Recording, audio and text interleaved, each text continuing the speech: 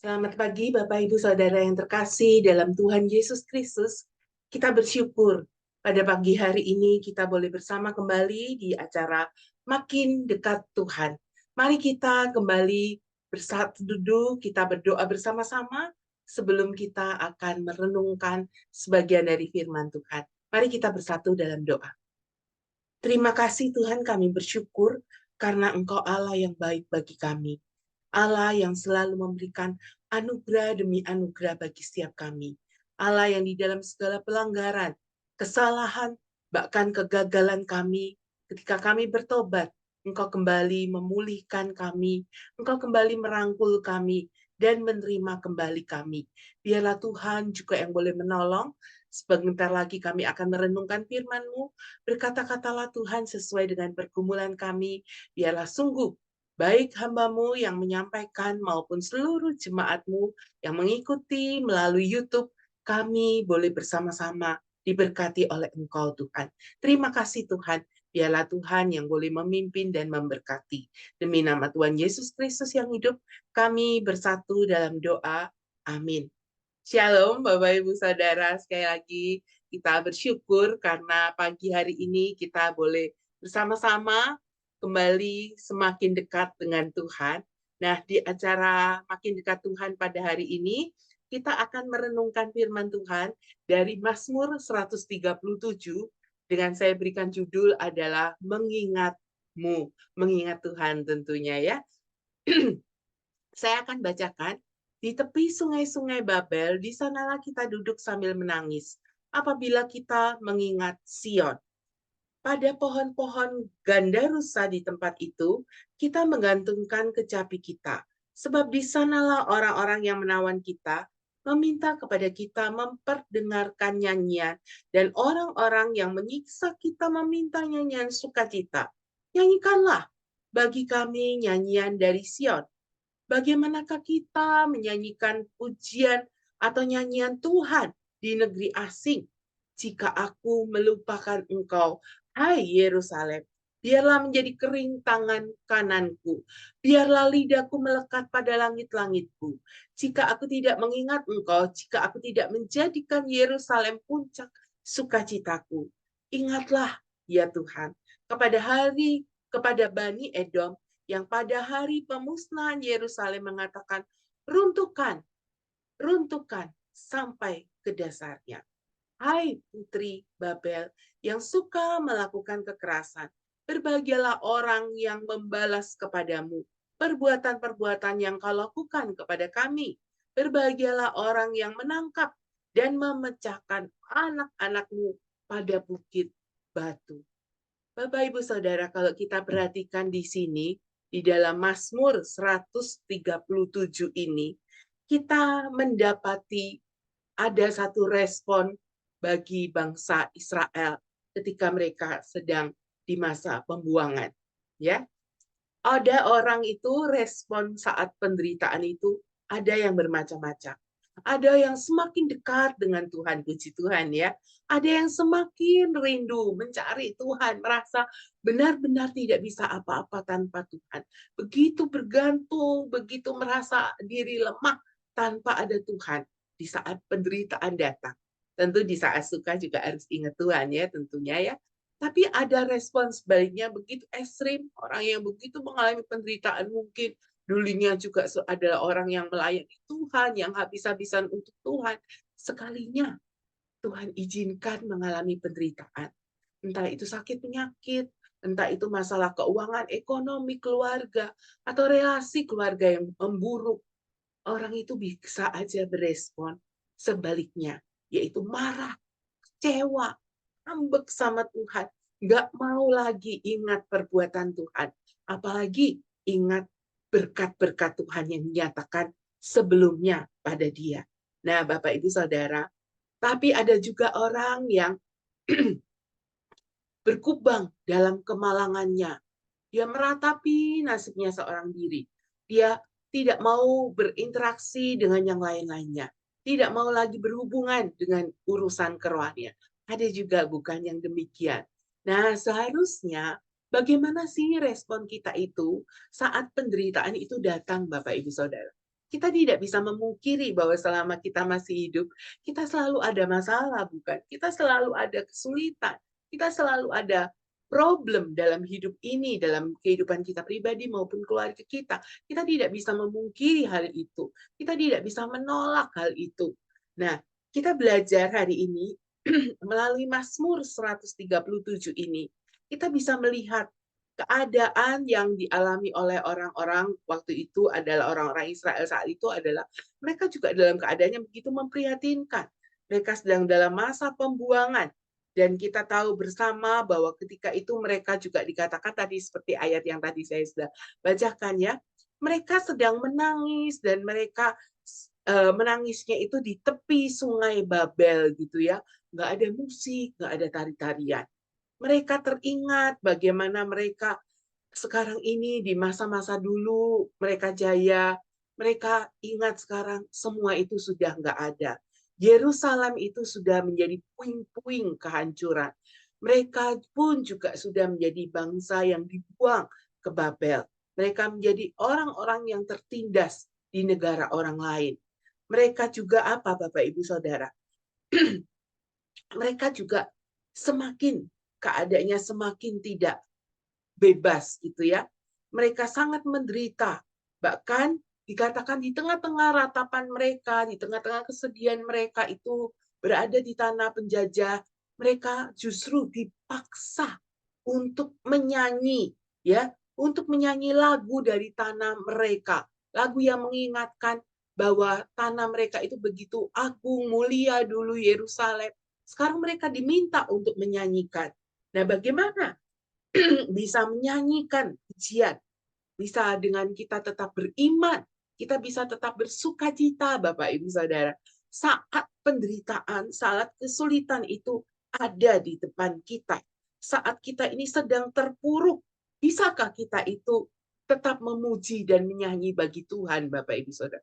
Tentu bukan hal yang mudah, tapi kita melihat respon dari orang-orang bangsa Israel ini adalah kita lihat bahwa mereka itu satu hal dalam meresponi penderitaan itu mereka sangat meyakini bahwa Yerusalem itu akan kembali ditegakkan sebagai pusat kehidupan orang beriman.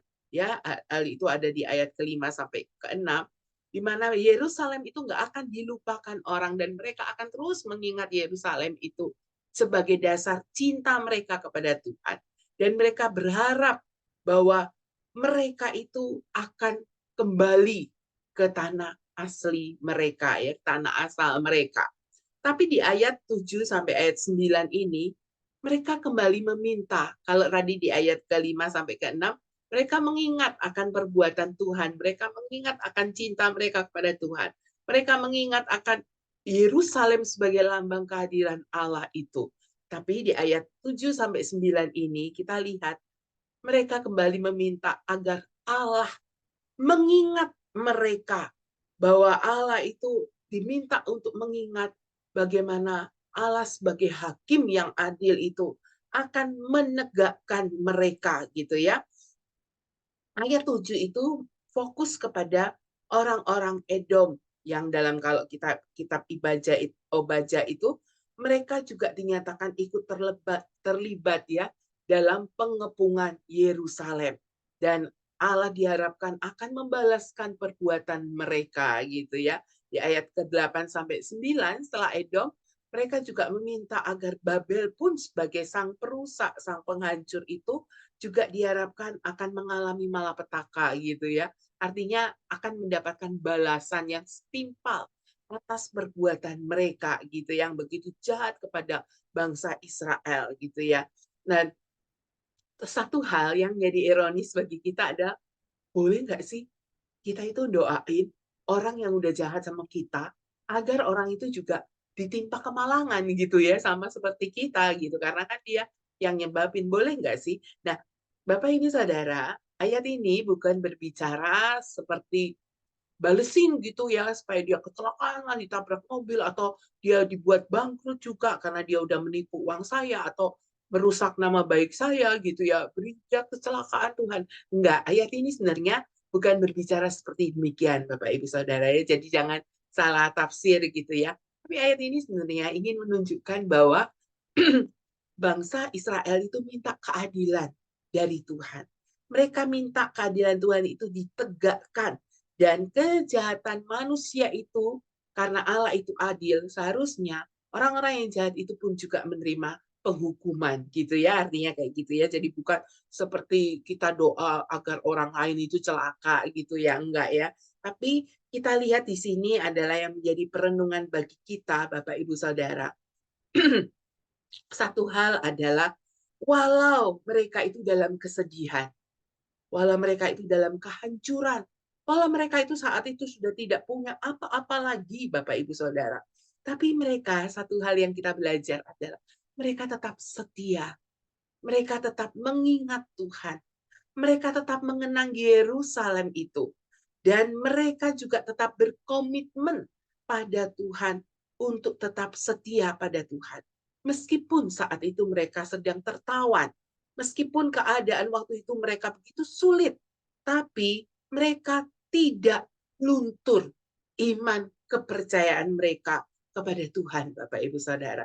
Sehingga dikatakan mereka mengingat siapa? Mengingat Tuhan. Bukan mengingat masalah, bukan mengingat mereka ini sedang ditawan, tidak. Tapi kita kadang ya Bapak Ibu Saudara, tanpa kita sadari, kita kadang itu ketika ngadepin kesulitan, kita seringkali lebih berkubang gitu ya, dalam masalah, dalam kesulitan kita.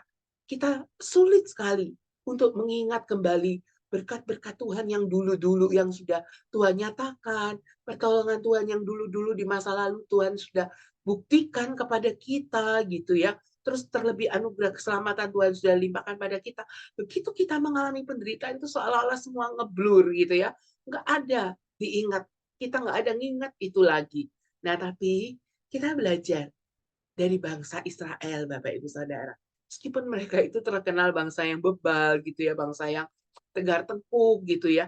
Tapi kita lihat di perikop ini khususnya ya, mereka dalam Mazmur 137 ini mengingat akan Tuhan. Mereka tidak terpuruk dalam kesedihan mereka. Mereka tidak kemudian meratapi nasib terus-terus menerus gitu ya. Meskipun di awalnya mereka sedih di tepi sungai Babel gitu ya. Tapi mereka tidak terpuruk, tidak merasa diri paling malang, terus kemudian komplain sama Tuhan, marah sama Tuhan, tidak. Respon itu tidak kita dapati di dalam Mazmur 137. Makanya saya berikan judul Mazmur ini adalah mengingatmu. Di tengah penderitaan, ingat Tuhan Bapak Ibu Saudara. Karena ketika ingat Tuhan, maka itu ada pengharapan yang membuat kita bisa bangkit kembali, bisa survive dalam hidup kita. Kita bisa fight menghadapi hidup. Tapi kalau yang terus kita ingat masalah kesulitan, sakit penyakit kita, wah, kita semakin kolaps, Bapak Ibu Saudara. Andri, meskipun tidak mudah saya yakin ya, saat penderitaan ini ngetuhan gitu, wah nggak mudah banget orang di depan mata kita ini kesulitan kok. Tapi kalau kita mau tetap bangkit, kita menjadi anak-anak Tuhan yang luar biasa. Kita buktikan bahwa kesulitan itu bukan menjadi momok bagi kita. Kesulitan bukan menghancurkan iman kita. Kesulitan tidak membuat kita tidak berdaya lagi. Tapi kesulitan itu seharusnya menyadarkan bahwa kita ini semua butuh Tuhan. Tidak seorang pun di antara kita ini yang tidak butuh Tuhan.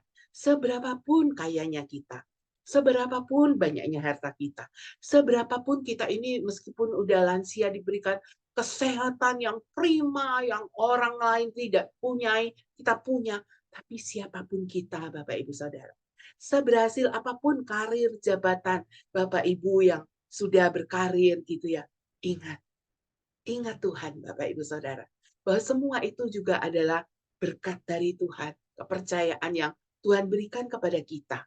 Dan ingat Tuhan bahwa masih ada Tuhan di tengah-tengah segala apapun yang kita alami, Bapak Ibu Saudara. Jadi kalau kita lihat di tengah-tengah masalah kesulitan hidup kita, kita tetap harus ingat bahwa Tuhan itu adalah Tuhan yang setia, Tuhan yang tidak pernah berubah, Tuhan yang kasih setianya tidak tergantung dengan apa yang kita lakukan. Tapi bukan berarti kita menikmati dosa-dosa kita terus-terusan dan tidak mau bertobat. Tentu bukan respon itu yang diharapkan oleh Tuhan. Tuhan menginginkan ketika kita dalam penderitaan, dalam kesulitan, yang pertama Bapak Ibu Saudara, kita introspeksi diri, evaluasi apakah kesulitan itu, penderitaan itu karena kita sendiri, karena kesalahan kita, karena kita abai, karena kita ini gak ngeh gitu ya, karena kita ini bebal mungkin gitu ya. Mari kita evaluasi, introspeksi diri, dan kita akui jikalau memang itu ternyata kita juga ada andil yang menyebabkan kita menderita kesulitan sendiri. Akui kesalahan itu di hadapan Tuhan. Dan terima cara Tuhan, terima aja cara Tuhan dalam mendisiplin kita. Mungkin kita menghadapinya dengan berat hati, tapi terima bahwa itu cara Allah untuk mendisiplin kita, bukan cara Allah untuk jahat sama kita ya. Seringkali orang responnya kalau lagi mengalami penderitaan itu Allah jahat, Allah nggak adil. No, Allah tidak pernah berubah Bapak Ibu Saudara. Dari dulu sekarang dan sampai selama-lamanya itu Allah itu nggak pernah berubah. Jadi jangan ragukan kasih setia Tuhan. Jangan malah kita menjudge Tuhan, marah sama Tuhan. Jangan Bapak Ibu Saudara. Tapi mari kita berharap seperti orang-orang Israel saat itu berharap bahwa kembali Tuhan memulihkan keadaan Yerusalem, memulihkan keadaan mereka, mengembalikan mereka ke tanah mereka. Dan mari kita terus berharap bahwa Allah yang adil itulah yang akan menegakkan dan membalas segala apa yang kita alami, segala apa yang kita terima dari orang lain, mungkin penyebab kegagalan, penderitaan kita, kesulitan kita itu karena orang lain.